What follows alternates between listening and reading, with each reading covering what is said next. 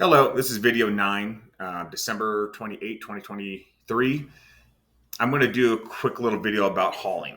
Whether you're hauling asphalt, crushed rock, riprap, bar run, shale, excavation, import, export, whatever, on job site hauling, whatever. Now, I'm currently recosting a small little riprap job right on the coastline.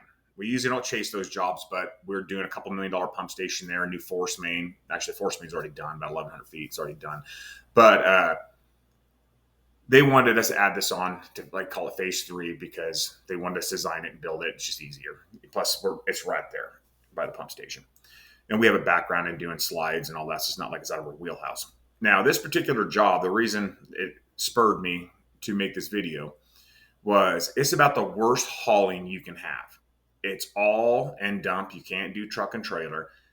It's basically a driveway for about 900 feet all the way down to the ocean, to the beach access. Nowhere to turn around. You can't even stockpile riprap there. You literally can maybe do 2 or 3 loads and then take a break and then have a couple more loads. It's about the worst hauling you can get. So it's a really expensive price per ton on this one. So one of the reasons I'm recosting it right now is we're all living in this world the last couple of years. Everything keeps going up every couple of months. So when I'm figuring out haul times, it depends on who I was working for. When I worked for just construction companies, we might have 4 or 5 dump trucks, maybe a couple pups, maybe a belly dump. But when at the heat of the summer and construction is going full board, those trucks are going full. You're having to get independents in to help you. Okay, you're having to call your buddies up. Hey, can you bring a truck and pup? Can you bring your belly dump? Can you bring your end dump? Whatever, your tub, whatever it may be. It's just all balls to the walls, basically. You also can call different, if you're getting your rock at a certain rock quarry or sand and gravel place, they usually, not all the time, but they usually have a handful of trucks and trailers themselves, or end dumps or side dumps, whatever. Not always the case, but sometimes. But also in the heat of the season, they're just hauling their material, and they're dedicated to the jobs that make them the most money. So once again, you're going to be calling some independent people. If you work for a big material handler in the construction department, I did for about 4 years. Great company. Even I bought out. I still talk to a few of the guys there. Some of them taught me a ton about estimating. We had a lot of trucks. I mean, I couldn't tell you how many end dumps, truck and pups, transfers. And then after they got bought out by a big company, that just exploded even more. They got even more variety of trucks. I couldn't even tell you. It's been so long. Been 14 years or something, 13, 14 years. But when you work for a big company that has their own truck fleet, they give you basically a spreadsheet or on your computer, and it tells you how much they want per hour for this, internal cost, If you don't have any trucks, we call them jippos, but they're independents. Basically, you work in a certain area long enough, you get to know who the good ones are, and you give them a call, get their costs. But the thing is they're per hour. I don't know the exact price. Let's say an end dump right now is 105 to 110 an hour, especially fuel costs.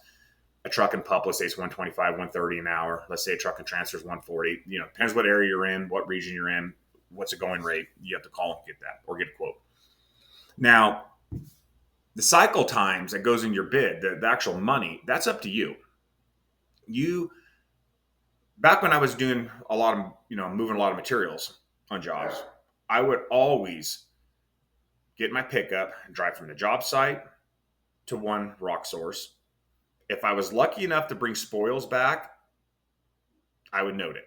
So that way you can keep the trucks back hauling. They come to the job with whatever material you need. Let's say it's 1 inch minus crushed rock.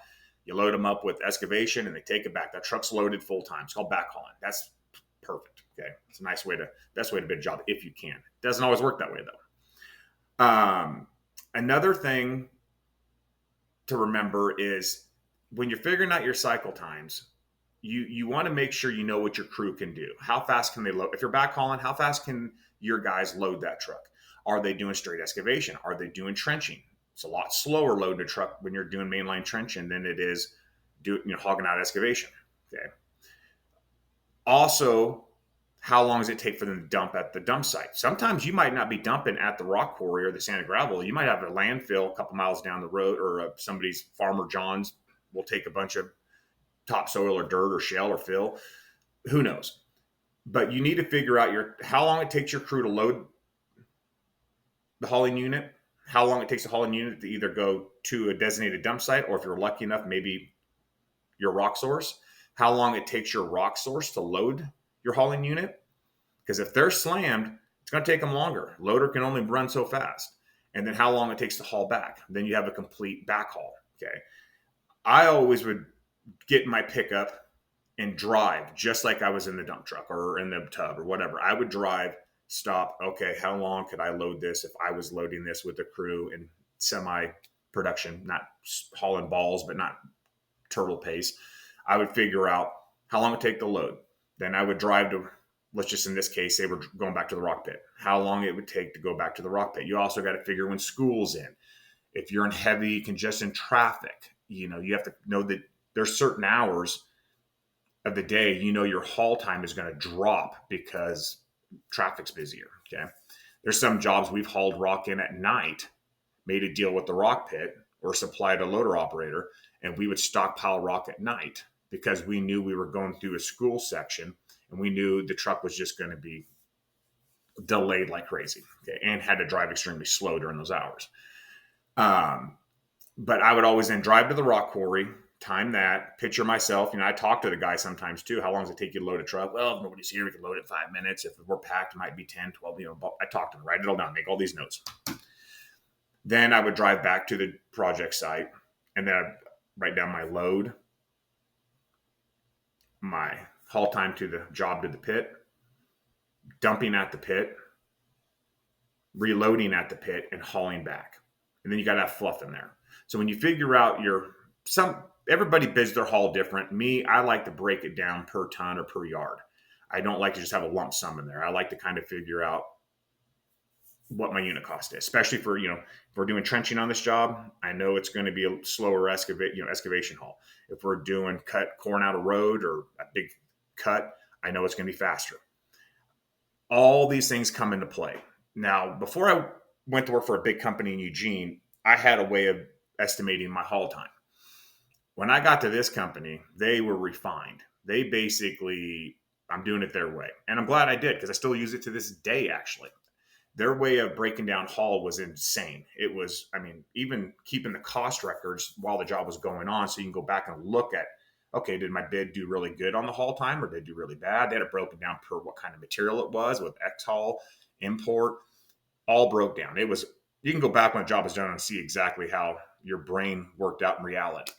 I still do cost report keeping to this day on my projects. Not quite as intense as I did for that big company, but we do pretty good cost report keeping to see what we look like at the end of the job. But there's a lot. I could do an hour video on haul times. And I can tell you right now, every job's a little different, every pit, every loading scenario, traffic, time of, like I said, time of the year, your weather. There's a lot to it, and hauling is money. It can make you or break you. So be sure to really, if you don't have the experience on figuring out haul time, find somebody in your office or somebody in the company or somebody somewhere to help you do this. Because, man, it's a big deal on costing out a job, bidding a job, and making money on a job. Hauling is money. Remember that. Even if you're hauling on the job site, if you got off-road dump trucks that we used a lot of help, my dad owned a couple, and we're hauling on the job site, you got to break that down. Where, here's the excavation, here's the closest fill. Building your haul roads in, knowing you're going to take them out later. It doesn't matter if you're going off the project, staying on the project. Hauling is money. Remember that. And get some help if you need it. Anyway, have a wonderful and blessed day. And if I don't do a video for New Year's, Happy New Year's.